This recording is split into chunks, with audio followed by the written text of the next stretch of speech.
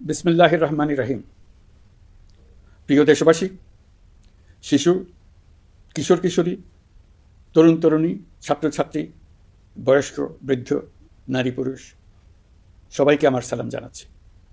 আসসালামু আলাইকুম। আজ 5ই অগস্ট, জুলাই গণ অভ্যুত্থান দিবস।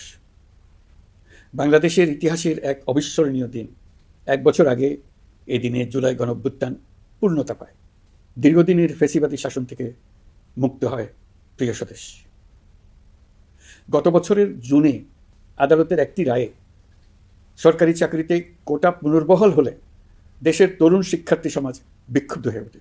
তাদের এই ক্ষোভ দাবানলে পরিণত হয় স্বৈরাচারের তুচ্ছতাচ্ছিল্যে, দমন পীড়নে, নির্বিচারে গুলিবর্ষণ, নির্মম হত্যাযজ্ঞের কারণে। স্বৈরাচারী শাসকের নির্দেশে পরিচালিত হত্যাযজ্ঞের সামনে নির্ভীক চিত্তে দাঁড়িয়েছিল এদেশের ছাত্র, শ্রমিক, জনতা। তাদের সম্মুখভাগে ছিলেন আমাদের অদম্য নারীরা। দেশকে স্বৈরাচার মুক্ত করতে অকাতরে জীবন উৎসর্গ করেছেন তাঁরা। আজকের দিনে আমি জাতির সূর্য সন্তান জুলাই শহীদদের গভীর শ্রদ্ধার সঙ্গে স্মরণ করছি। জুলাইয়ে যারা আহত হয়েছেন, চিরতরে পঙ্গু হয়েছেন, দৃষ্টি হারিয়েছেন, জাতির পক্ষ থেকে আমি তাদের প্রতি শ্রদ্ধা ও কৃতজ্ঞতা জানাচ্ছি। প্রিয় দেশবাসী, গত 1 বছরে আমরা অনেক সংকট ও সম্ভাবনার মধ্য দিয়ে পার করেছি। অনেক ঘটনা, দুর্ঘটনা আমাদের গভীরভাবে বেদনাহত করেছে।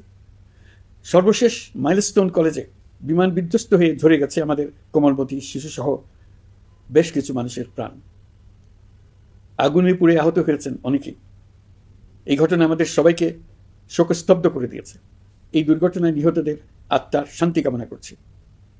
যারা এখনো হাসপাতালে চিকিৎসাধীন, তাদের দ্রুত আরোগ্য কামনা করছি। এই ভয়াবহ দুর্ঘটনার পর সিঙ্গাপুর, চীন, ভারতসহ কয়েকটি দেশের যে সকল চিকিৎসক এবং নার্স আহতদের সেবায় অক্লান্ত পরিশ্রম করেছেন, তাদের প্রতি কৃতজ্ঞতা জানাচ্ছি। যারা রক্ত দিয়ে আহতদের পাশে দাঁড়িয়েছেন, কৃতজ্ঞতা জানাচ্ছি তাদের প্রতিও। প্রিয় দেশবাসী, জুলাই অভ্যুত্থানের পর আমরা অনেক দূর পথ অতিক্রম করে এসেছি। আমাদের জাতীয় জীবনে শান্তি শৃঙ্খলা ফিরে এসছে, অর্থনীতিতে গতিশীলতা এসছে, সংকট দূর হয়েছে। মাত্র কয়েকদিন আগে যুক্তরাষ্ট্রের সঙ্গে আমরা সফলতার সঙ্গে শুল্ক আলোচনা সমাপ্ত করেছি। এর ফলে আমাদের অর্থনীতির সম্ভাবনা বহুগুণ বেড়ে গিয়েছে। যখন 1 বছর আগে আমাদের অন্তর্বর্তীকালীন সরকার 16 বছর ব্যাপী একটানা ধ্বংসযজ্ঞ এবং লুটপাটে বিধ্বস্ত এক অর্থনীতির দায়িত্ব নিয়েছিলাম, তখন কারোরই মনে হচ্ছিল না এই বিধ্বস্ত অর্থনীতিকে আবার সহজে চালু করা যাবে। মাত্র 1 বছরের মধ্যে আমরা এতদূর রাস্তা অতিক্রম করতে পারবো, এটা চিন্তাই করা যায়নি। অর্থনীতি ঘুরে দাঁড়িয়েছে, এখন দ্রুতগতিতে এগিয়ে যাবার পালা। আমরা এখন অন্তর্বর্তী সরকার থেকে একটি নির্বাচিত সরকারের হাতে রাষ্ট্র পরিচালনার দায়িত্ব তুলে দেওয়ার দিকে অগ্রসর হচ্ছি। আমরা দায়িত্ব গ্রহণের 4 মাসের মাথায় জাতির উদ্দেশ্যে দেওয়া ভাষণে আমি প্রতিশ্রুতি দিয়েছিলাম 2026 সালের জুনের মধ্যে দেশের আগামী জাতীয় সংসদ নির্বাচন আয়োজন করব। তবে নির্বাচনের আগে আমাদের অত্যাবশ্যকীয় কয়েকটি কাজ সম্পন্ন করতে হবে। এর মধ্যে অন্যতম হল জুলাই ঘোষণাপত্র ও জুলাই সনদ। আজ জুলাই গণ অভ্যুত্থান দিবসে সকল রাজনৈতিক দলকে সঙ্গে নিয়ে আমরা জাতির কাছে জুলাই ঘোষণাপত্র উপস্থাপন করেছি। এই ঘোষণাপত্রে মহান মুক্তিযুদ্ধ সহ বাংলাদেশের মানুষের অতীতের বিভিন্ন ঐতিহাসিক ও গণতান্ত্রিক সংগ্রাম থেকে শুরু করে জুলাই অভ্যুত্থানের প্রেক্ষাপট বর্ণনা করা হয়েছে। আমাদের 3টি দায়িত্ব ছিল: সংস্কার, বিচার ও নির্বাচন। জুলাই অভ্যুত্থানের ছাত্র, শ্রমিক, জনতা দেয়ালে দেয়ালে যে প্রত্যাশার কথা লিখে রেখেছিল, তার অন্যতম ফোকাস ছিল রাষ্ট্র ব্যবস্থার গণতান্ত্রিক সংস্কার। সেই লক্ষ্যে আমরা বেশ কয়েকটি সংস্কার কমিশন গঠন করেছিলাম। তাদের মধ্যে প্রধান প্রধান সংস্কার কমিশনগুলো যে সুপারিশ পেশ করেছে, সেগুলোর মধ্যে স্বল্প সময়ের মধ্যে আশু বাস্তবায়নযোগ্য বহু সংস্কার আমরা ইতিমধ্যে সম্পন্ন করেছি। এই সংস্কারগুলোর মাধ্যমে অর্থনৈতিক খাত, বিচার ব্যবস্থা ও জনপ্রশাসনে গতিশীলতা আসবে। স্বচ্ছতা ও জবাবদিহিতা বহুলাংশে বৃদ্ধি পাবে। দুর্নীতি, অনিয়ম ও হয়রানি হ্রাস পাবে। দীর্ঘমেয়াদী সংস্কার কাজ বাস্তবায়নের লক্ষ্যে আমরা জাতীয় ঐকমত্য কমিশন গঠন করেছিলাম। এই কমিশনে 30টিরও অধিক রাজনৈতিক দল ও জোট স্বতঃস্ফূর্তভাবে অংশগ্রহণ করেছে, তাদের মতামত দিয়েছে। প্রাথমিক পর্যায়ে ঐকমত্য কমিশন 166টি সুপারিশ নিয়ে 30টির বেশি রাজনৈতিক দলের সঙ্গে প্রায় 2 মাস ধরে দলগত ও জোটগতভাবে আলোচনা করেছিল। এই প্রক্রিয়ায় যেসব বিষয়ে রাজনৈতিক দলগুলোর মধ্যে ঐকমত্য প্রতিষ্ঠিত হয়েছিল সেগুলো বাদ দিয়ে কমিশনের পক্ষ থেকে 19টি মৌলিক সংস্কারের বিষয় চিহ্নিত করা হয়। দ্বিতীয় পর্যায়ে 23 দিন ধরে আলোচনা শেষে 19টি বিষয়ের বেশিরভাগ ক্ষেত্রেই ঐকমত্য প্রতিষ্ঠা করা সম্ভব হয়েছে, যদিও কয়েকটি ক্ষেত্রে কিছু কিছু রাজনৈতিক দলের নোট অফ ডিসেন্ট রয়েছে। সংস্কারের ক্ষেত্রে আমরা আমাদের লক্ষ্যে পৌঁছাতে পেরেছি। ঐকমত্য কমিশনের পরিচালনায় দেশের সকল রাজনৈতিক দল মিলে দীর্ঘদিন ধরে প্রতিনিয়ত আলাপ আলোচনার ভিত্তিতে জুলাই সনদ চূড়ান্ত হওয়ার পর্যায়ে এসছে। জুলাই সনদ একটি ঐতিহাসিক অর্জন। এটা শুধু আমাদের রাজনৈতিক ইতিহাসে নয়, বৃহত্তর পরিমণ্ডলের রাজনৈতিক ইতিহাসেও স্মরণীয় হয়ে থাকবে। দলিল তো স্মরণীয় হয়ে থাকবেই, এটা রচনার প্রক্রিয়াও স্মরণীয় হয়ে থাকবে। এই দলিল প্রণয়নের জন্য আমি সকল রাজনৈতিক দলের নেতৃবৃন্দকে এবং ঐকমত্য কমিশনের সদস্যবৃন্দকে, বিশেষ করে এই উদ্যোগের নেতৃত্বদানকারী প্রফেসর আলী রিয়াজকে জাতির পক্ষ থেকে অশেষ কৃতজ্ঞতা ও ধন্যবাদ জানাচ্ছি। রাজনৈতিক দলের প্রতিনিধিরা অত্যন্ত সৌহার্দ্যপূর্ণ পরিবেশে আলোচনায় অংশ নিয়েছেন। মতপার্থক্য থাকা সত্ত্বেও সকল রাজনৈতিক দলের মধ্যে ঐকমত্য তৈরির চেষ্টা ছিল। আমরা আশা করছি এই ঐকমত্যের ভিত্তিতে অচিরে রাজনৈতিক দলগুলি জুলাই সনদে স্বাক্ষর করবে এবং এর বাস্তবায়নেও ঐকমত্যে পৌঁছাবে। জুলাই সনদ বাংলাদেশে সুষ্ঠুভাবে ক্ষমতা হস্তান্তর, জবাবদিহিমূলক রাষ্ট্রীয় প্রতিষ্ঠানগুলোর স্বাধীনতা ও সক্ষমতা, নাগরিক অধিকারের সত্যিকারের বাস্তবায়ন, রাষ্ট্রীয় সম্পদ ও সামর্থ্যের ব্যবস্থাপনা নিশ্চিত করবে। আমাদেরকে নিশ্চিত করতে হবে ভবিষ্যতের কোনো সরকারই যেন আর ফেসিস্ট হয়ে উঠতে না পারে। রাষ্ট্রকে এমনভাবে মেরামত করতে হবে যাতে কখনো কোথাও ফেসিবাদের লক্ষণ পাওয়া গেলেই সেটিকে যেন তাৎক্ষণিকভাবে সেখানেই নির্মূল করা যায়, আর যেন 16 বছরের জন্য অপেক্ষা করতে না হয়, বহু মানুষকে প্রাণ দিতে না হয়, আমাদের যেন আরেকটি গণ অভ্যুত্থানের প্রয়োজন না হয়। জুলাই আগস্টের মানবতা বিরোধী অপরাধ মামলায় বিচার কাজ দৃঢ়ভাবে এগিয়ে চলেছে। বিচারের আনুষ্ঠানিক শুনানি পর্বও শুরু হয়েছে। ইতিহাসের নির্মম হত্যাযজ্ঞে যারা জড়িত তাদের বিচার এদেশের মাটিতে হবেই। বিচার প্রক্রিয়া ও এর ফলাফল ক্রমান্বয়ে মানুষের কাছে প্রকাশিত হতে থাকবে। বিচারের পুরো প্রক্রিয়া দেশবাসীর কাছে স্বচ্ছ ও দৃশ্যমান রাখা হচ্ছে। এবার আমাদের সর্বশেষ দায়িত্ব পালনের পালা, নির্বাচন অনুষ্ঠান। আজ এই মহান দিবসে আপনাদের সামনে এই বক্তব্য রাখার পর থেকেই আমরা আমাদের সর্বশেষ এবং সবচেয়ে গুরুত্বপূর্ণ অধ্যায়ে প্রবেশ করব। আমরা এবার একটা নির্বাচিত সরকারের কাছে দায়িত্ব হস্তান্তরের প্রক্রিয়া শুরু করব। অন্তর্বর্তী সরকারের পক্ষ থেকে আমি প্রধান নির্বাচন কমিশনারের কাছে চিঠি পাঠাবো যেন নির্বাচন কমিশন আগামী রমজানের আগে 2026 সালের ফেব্রুয়ারি মাসে জাতীয় নির্বাচন অনুষ্ঠানের আয়োজন করেন। আপনারা সকলেই দোয়া করবেন যেন সুন্দরভাবে নির্বাচন অনুষ্ঠান করে এদেশের সকল নাগরিক একটি নতুন বাংলাদেশ গড়ার কাজে সফলভাবে এগিয়ে যেতে পারে। আমরা সরকারের পক্ষ থেকে এই নির্বাচন যাতে সুষ্ঠু, শান্তিপূর্ণ এবং উৎসবমুখরভাবে সম্পন্ন করা যায় সেই জন্য সকল প্রকার সাহায্য সহযোগিতা প্রদান করব। এবারের নির্বাচন যেন আনন্দ উৎসবের দিক থেকে, শান্তি শৃঙ্খলার দিক থেকে, ভোটার উপস্থিতির দিক থেকে, সৌহার্দ্য ও আন্তরিকতার দিক থেকে দেশের ইতিহাসে স্মরণীয় হয়ে থাকে। সেই জন্য সকল আয়োজন সম্পন্ন করতে আগামীকাল থেকে আমরা সকলেই মানসিক প্রস্তুতি ও প্রাতিষ্ঠানিক আয়োজন শুরু করব। নির্বাচনে ভোটারদের সম্পর্কে দুই একটা কথা বলতে চাই। এবার আমরা প্রবাসী ভোটারদের ভোট দেওয়ার আয়োজন নিশ্চিত করতে চাই। অর্থনৈতিক দিক থেকে সম্পূর্ণ বিধ্বস্ত বাংলাদেশ যে আবার দ্রুত ঘুরে দাঁড়াতে পেরেছে তার বড় কারণ হলো আমাদের রেমিটেন্স যোদ্ধাদের ঐতিহাসিক অবদান। নির্বাচনে তাদের অংশগ্রহণ নিশ্চিত করার জন্য নির্বাচন কমিশন প্রস্তুতি নিচ্ছে। নারী ভোটাররা যেন দেশের সর্বত্র নির্দ্বিধায় আনন্দোৎসব সহকারে তাদের ভোট দিতে পারে এটা নিশ্চিত করতে চাই। এবার যেন কেন্দ্রে কেন্দ্রে নারী ভোটারদের ঢল নামে, আমরা সেই লক্ষ্যে সমস্ত ব্যবস্থা গ্রহণ করব। দেশের মানুষের ভোটাধিকার কেড়ে নেবার কারণে গত 15 বছর ধরে নাগরিকবৃন্দ ভোট দিতে পারেনি। এবারের নির্বাচনে আমরা আমাদের বকেয়া আনন্দ সহ মহা আনন্দে ভোট দিতে চাই। এবারের নির্বাচনে জীবনে প্রথমবার ভোট দিতে যাবে এরকম ভোটাররা নানা উৎসবের মধ্য দিয়ে ভোট কেন্দ্রে যাবে, তাদের এই দিনটি স্মরণীয় করে রাখার জন্য। এর মধ্যে নতুন নারী ভোটার থাকবে, নতুন পুরুষ ভোটার থাকবে, এর মধ্যে এমন ভোটার থাকবে যারা 15 বছর আগে থেকেই ভোট দিতে পারত কিন্তু জীবনে একবারও ভোট দিতে পারেনি। এর মধ্যে আসবে যারা 10 বছর আগে, 5 বছর আগে ভোট দিতে পারত কিন্তু পারেনি। আর আসবে ভাগ্যবান ও ভাগ্যবতীর দল যারা এই প্রথমবার ভোটার হওয়ার যোগ্যতা লাভ করলো এবং সঙ্গে সঙ্গে ভোট দেওয়ার সুযোগও পেয়ে গেল। নির্বাচনের দিনকে আমরা ঈদের উৎসবের মতো করতে চাই। এবারের ভোটের আনন্দ থাকবে সবার মধ্যে। আপনারা সবাই বাচ্চা কাচ্চাদের নিয়ে ভোট কেন্দ্রে যাবেন। নাগরিক অধিকার প্রয়োগের মহা আনন্দ পরবর্তী বংশধরদের কাছে তুলে ধরার জন্য এখন থেকে প্রতিদিন আলাপ আলোচনা করুন। আপনার এলাকায় ভোটদান ব্যবস্থা কেমন হলে সুন্দর হয়, কেমন হলে আনন্দমুখর হয়, সেটা আগে থেকে ঠিক করার জন্য। নতুন বাংলাদেশ গড়ার কাজের ভিত্তি রচনা হবে এবারের নির্বাচনে। তার জন্য প্রস্তুতি নিন।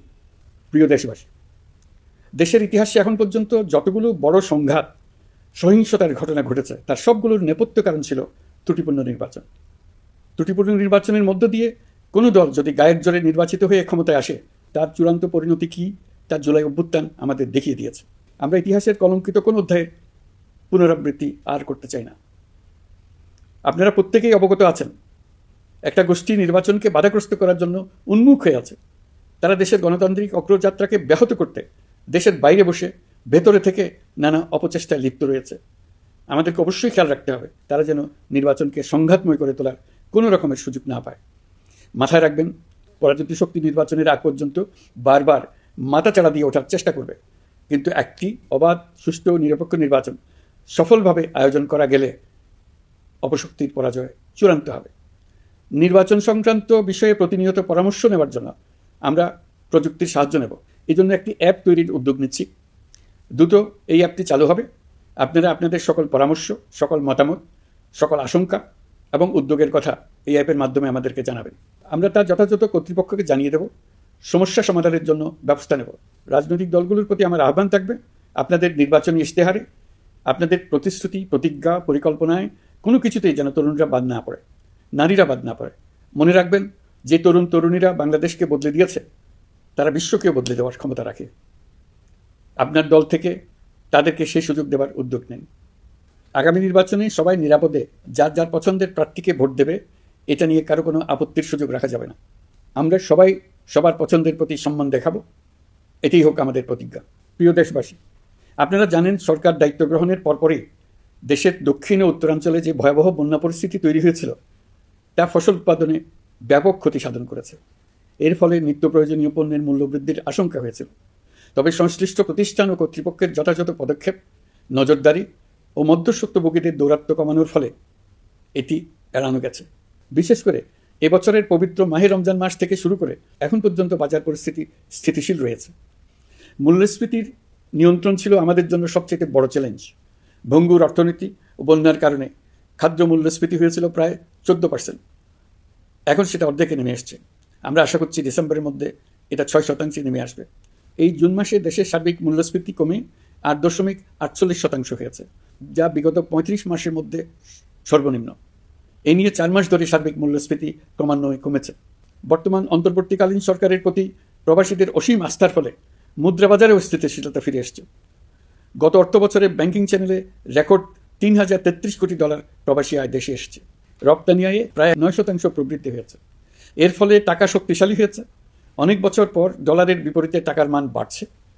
গত 11 মাসে বৈদেশিক পাওনাদারদের পাওনা সুদ ও আসল বাবদ $4 বিলিয়ন অর্থাৎ $400 কোটি অর্থ পরিশোধ করা হয়েছে, যা এ যাবৎকালের সর্বোচ্চ। আগের বকেয়া আদায় পরিশোধের পরও বৈদেশিক মুদ্রার রিজার্ভ বাড়ছে। আগামীতে এই ধারা বজায় থাকবে বলে আমরা আশা করি। বিদেশি বিনিয়োগ বৃদ্ধিতে বিভিন্ন উদ্যোগ নেওয়ার ফলে এবছরের প্রথম 3 মাসে বিদেশি বিনিয়োগ এসছে $10,500 কোটি। গত বছরের একই সময়ের তুলনায় এটা দ্বিগুণেরও বেশি। আর অক্টোবর থেকে হিসাব করলে 6 মাসে ফরেন ডাইরেক্ট ইনভেস্টমেন্ট এসছে $16,500 কোটি, যা গত সরকারের আমলের শেষ 6 মাসের তুলনায় দ্বিগুণ। কর্মসংস্থান সৃষ্টি অন্তর্বর্তীকালীন সরকারের অন্যতম বড় লক্ষ্য। সম্প্রতি হংকং ভিত্তিক শিল্পগোষ্ঠী হান্ডা বাংলাদেশের বস্ত্র ও তৈরি পোশাক খাতে $250 মিলিয়ন বিনিয়োগের প্রতিশ্রুতি নিয়ে এসছে, যা এই খাতে চীনা কোনো কোম্পানির একক সর্বোচ্চ বিনিয়োগ। তাদের এই বিনিয়োগের ফলে 25,000 লোকের কর্মসংস্থান হবে। আমরা দৃঢ়ভাবে বিশ্বাস করি হান্ডার এই বিনিয়োগ আরও চীনা কোম্পানিকে এদেশে বিনিয়োগের জন্য উৎসাহিত করবে। এর মাধ্যমে আমাদের তরুণ তরুণীদের কর্মসংস্থানের পথ খুলবে। গত 16 বছরে দেশ থেকে যে বিপুল পরিমাণ অর্থ পাচার হয়ে গিয়েছে, আমরা সেটা ফিরিয়ে আনার উদ্যোগ নিয়েছি। এই দীর্ঘ আইনি প্রক্রিয়ার জন্য সরকার নামকরা বিদেশি আইনি প্রতিষ্ঠানকে নিয়োগ দিয়েছে। যথাযথ আইনি পদক্ষেপের ফলে বিশ্বের বিভিন্ন দেশে ফেসিবাদী দুর্বৃত্তরা যে অর্থ সম্পদের পাহাড় গড়েছে তার কিছু কিছু ইতিমধ্যে জব্দ হয়েছে। এই কার্যক্রম সঠিকভাবে চালিয়ে যেতে পারলে অল্প সময়ের মধ্যে আরও কিছু ইতিবাচক ফলাফল পাওয়া যাবে বলে আমি বিশ্বাস করি। দেশের ভেঙে পড়া অর্থনীতিকে মজবুত করতে হলে আমাদের চিন্তায় মৌলিক পরিবর্তন আনতে হবে। আমি বরাবরই বলে এসেছি, এদেশের নদী ও বিশাল সমুদ্র আমাদের মূল্যবান সম্পদ। আমরা এই সম্পদকে কাজে লাগিয়ে সমান্তরালভাবে পানিভিত্তিক অর্থনীতি গড়ে তুলতে চাই। আমরা প্রায় ভুলে যাই যে বঙ্গোপসাগরের একটা অংশও আমাদের দেশ। এর পরিমাণ আমাদের মোট জমির পরিমাণের চাইতে বেশি। আমরা প্রায় সবসময় জমিভিত্তিক আমাদের অর্ধেক দেশ নিয়ে মাথা ঘামাই, বাকি পানিভিত্তিক অর্ধেক দেশকে হিসাবেই ধরি না, কারণ আমরা ওই অংশে বসবাস করি না।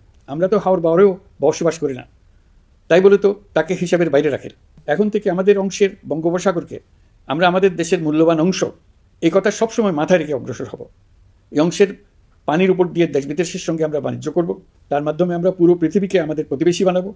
এই পানির মধ্যে আছে অফুরন্ত সম্পদ, মৎস্য সম্পদ, যা প্রতি বছর ফসল দেয়। এই পানির নিচে আছে অফুরন্ত গ্যাস। এর সব কিছুকে নিয়েই প্রতিনিয়ত আমাদের চিন্তাভাবনাকে চালিত করতে হবে।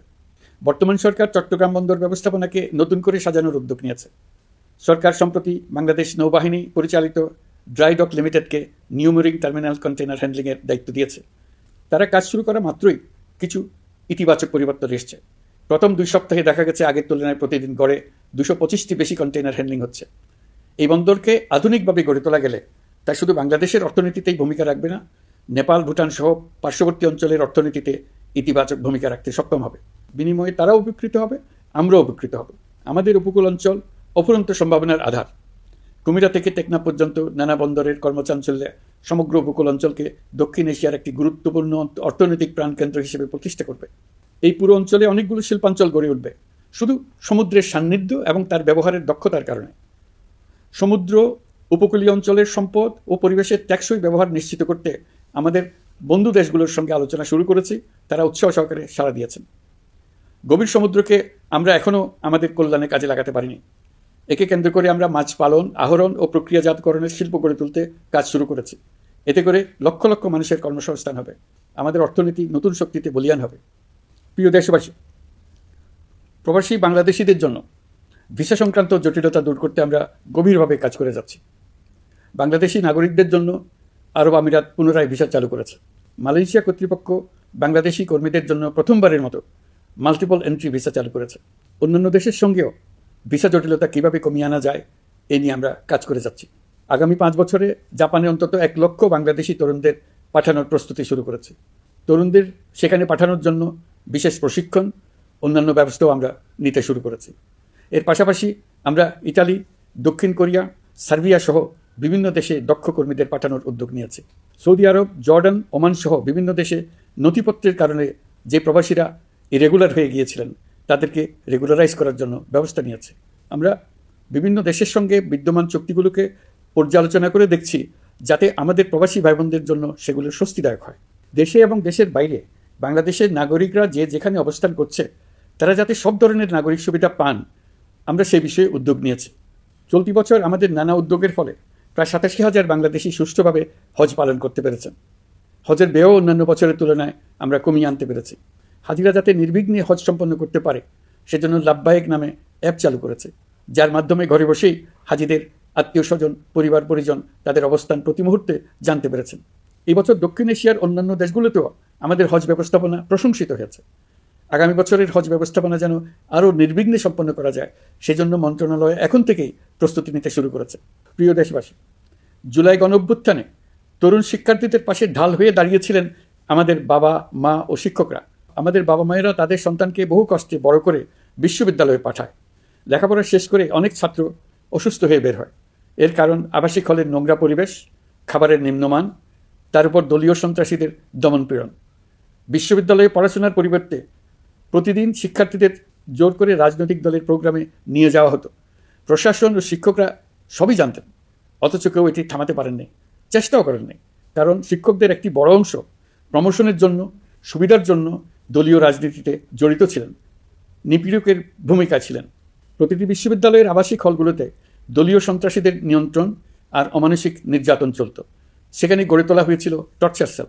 অন্তর্বর্তী সরকার প্রতিশ্রুতিবদ্ধ যে আমরা আর কখনো শিক্ষা প্রতিষ্ঠানগুলোকে এমন কোনো রাজনীতি দ্বারা কলুষিত হতে দেব না যা পড়াশোনার পরিবেশ নষ্ট করে, তরুণদের জীবন ধ্বংস করে।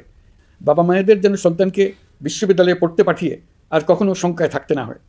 বর্তমান সরকার দায়িত্ব গ্রহণের পরপরই শিক্ষা ব্যবস্থার উন্নতির জন্য ধারাবাহিকভাবে পরামর্শ কমিটির সঙ্গে বৈঠক করেছে, বিভিন্ন উদ্যোগ হাতে নিয়েছে। বিদ্যালয়গুলোতে শিক্ষার মান কীভাবে বাড়ানো যায় সে বিষয়ে বিভিন্ন উদ্যোগ নেওয়া হচ্ছে।